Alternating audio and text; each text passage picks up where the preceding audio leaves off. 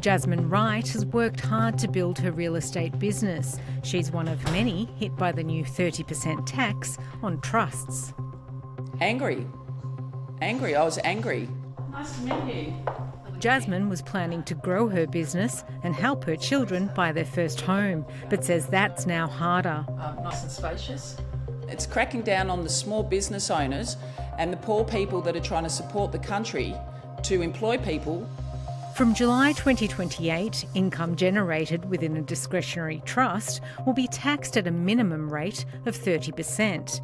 There are about 840,000 of them, making up the vast majority of registered trusts. 350,000 are used to operate small businesses. The conventional trust may have operated in provision of benefit at a multi-generational level. It might have provided benefit to my spouse, it might have provided benefit to my parents, or it might provide a benefit to my children. The tax rate on each of those distributions is now increased to a minimum of 30%, which increases the tax impost on the ability to provide those benefits. The tax lawyer says his clients are worried. There's significant anxiety around the impact of what these changes will mean in combination with the capital gains tax changes. The combination of these changes will increase the tax that's going to be paid when individuals sell their business. Treasury says about 90% of trust wealth is held by the richest 10% of households. Currently, some high-income Australians use trust to split their income with their spouse or their children. The government says the measure will crack down on people trying to minimise how much tax they pay and bring them closer to wage earners. But experts say it's not just the ultra-wealthy that will get hit.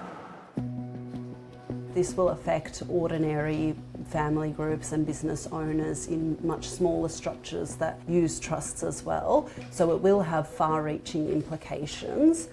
I can see very clearly the intention behind some of these measures, but I think they would be better served as part of a broader package. This financial advisor thinks more of his clients will restructure into companies which can pay a 25% tax rate depending on their turnover. But he says there are other factors to consider. The intergenerational wealth transfer over the next 25 to 30 years is approximately $5.4 trillion, and a lot of that wealth is in assets that is held within existing entities. A lot of those entities are now going to have to move to corporate structures where the transfer of assets is not as easy as it may have been through a trust. The government says there will be a period for businesses to transition without facing negative tax consequences. As you can see, Jasmine says she may have to restructure. I have to now sit back as a business owner and ask myself, do I want my children to come in and take over my business? I mean, what am I in business for if I'm paying more tax? A question many others may now be asking.